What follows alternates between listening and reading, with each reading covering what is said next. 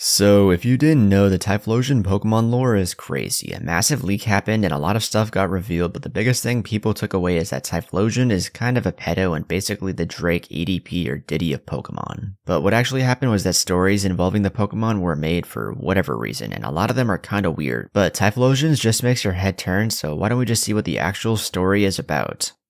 A long time ago, when the boundaries between Pokemon and humans were unclear. Once upon a time, there was a village. One day, a girl from the village went to the mountains to collect firewood. The girl found some dry, dead trees deep in the mountains, so she went deeper and deeper. When she woke up, the sun was setting and the girl had lost her way. There was Takafu droppings all over the place, which made the girl feel uneasy. Then a man was seen washing up on the other side of the forest. The man's face was unlike any other man in the village, but he was very handsome. The man said, "You must be lost. I know the way down the mountain, but it'll be midnight if you follow my footsteps. I'll bring you back tomorrow morning, so why don't you stay and rest at my place tonight?" The girl had no choice but to do as the man said. The man took the girl's hand and started walking. As the sun was setting, they came to a large cave. "This is my house. You must be hungry. Wait for me." Saying this, the man went out of the cave. A short time after the man left, a red light appeared in the distance on the mountain, and the sound of trees swaying could be heard. Soon the man returned with a large load of red nuts. "After I eat this, I'm going to sleep. Even if you wake up before me, don't look at me." When the girl woke up in the morning, the man was still asleep. The girl kept her promise to the man and continued to wait, but eventually fell asleep again. The girl was woken up by the man's voice. When she looked outside, the sun was already setting. "Let's eat some green fruit today. Wait for me." And with that, he went out of the cave. A short time after the man left, a red light appeared in the distance on the mountain, and the sound of trees swaying could be heard. When the sun had completely set, the man had returned home, bearing a large load of green nuts. The man said, "After I eat this, I'm going to sleep. Even if you wake up before me, don't look at me." The girl said that she wanted to go home quickly because her family was worried about her. The man yawned loudly and smacked the girl on the head. The girl then completely forgot about her family and her home. Then they both ate the green fruit and fell asleep. The next day, the two of them woke up as the sun was setting. The man went to gather nuts, and the two of them ate them and went back to sleep. As life continued like this, the girl eventually realized that the man was Bakafun. So I'm cutting from the story real quick. So far, this has been weird as fuck, but Bakafun is actually Typhlosion, so I'm gonna just keep saying Typhlosion. As winter approached, Typhlosion dug deep into the cave and said to the girl,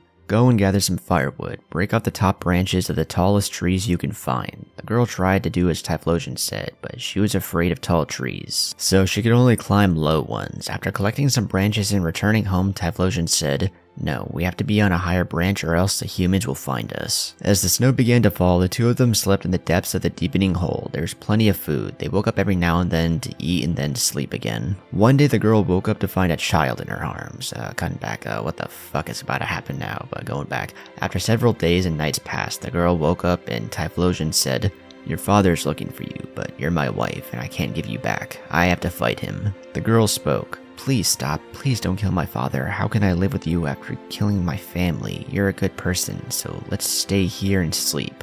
"Okay, I'll sleep here." The man nodded. The next night, Typhlosion woke up the girl and said, "Your father is nearby. Go and look outside." When the girl went outside, a snowstorm was blowing around her. She climbed a low tree and broke its branch. Upon returning to the cave, Typhlosion was singing, a song they had never heard before. "You have broken the branch. Your father will be here soon. Now I'm going to do something bad to your father. If you kill me, you can have my eyes, my voice, and my heart. Then I want you to build a fire where I was killed and let it burn. And I want you to sing this song until it burns out." The girl spoke. "Please stop. You're gonna kill my father. Please stop. Let yourself be killed.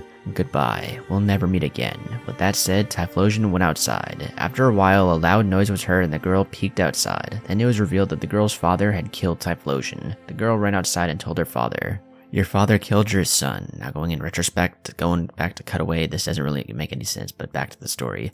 "I have lived with him until now. He is my husband.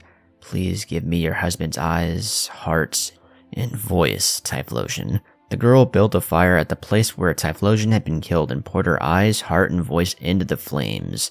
And while I was burning out, I sang the song I learned from Typhlosion. The girl's father built a hut on the outskirts of the village and put the girl and her child in it. Eventually, spring came. The young men in the village often teased and abused the girl and her child. It got worse day by day, and at one point, they tried to cover it with the fur of a Tyrannosaurus Rex. Going back to Cutaway, I'm pretty sure that either might be an actual T-Rex or just Typhlosion. But anyways, back to the story. The girl returned and complained to her parents. Tell the villagers not to make fun of us. If we wear those skins, we'll surely turn into Typhlosion. Even now, I'm half dead. Even though the parents tried to explain it, the people in the village wouldn't listen. On the contrary, they became even more amused and covered the girl and child with the furs. The girl and the child then howled loudly and disappeared into the depths of the forest. The two never returned. That's how people found out Typhlosion is half human. Alright, so definitely a whacked out story for sure. I'm pretty sure at the end they turned into Typhlosion, but this story was kind of all over the place. But the main takeaway is that, this Typhlosion is definitely a manipulator and bro likes to touch kids. Damn, now every time I play a second gen game or whenever I'm in a game that has Johto with Typhlosion as a starter, I'm always have to choose Feraligatr now, because you never know if bro's just gonna walk out with fucking thousands of bottles of baby oil, just like Diddy. Now, this is also based off like an old Japanese story. That's why it's called like Bakafun and not really Typhlosion, but that's still kind of fucking weird. I'm not gonna lie, that's definitely a whacked out story that Japan has right there. Alright, but if you enjoyed the video, then be sure to leave a like, comment, and subscribe, and let me know down below if you do want to see more videos like this, or well, not really like this. I don't really want to talk about more Pokemon that have turned into Diddy, but let me know down below. But with all that out of the way, I will catch you in the next one. Peace.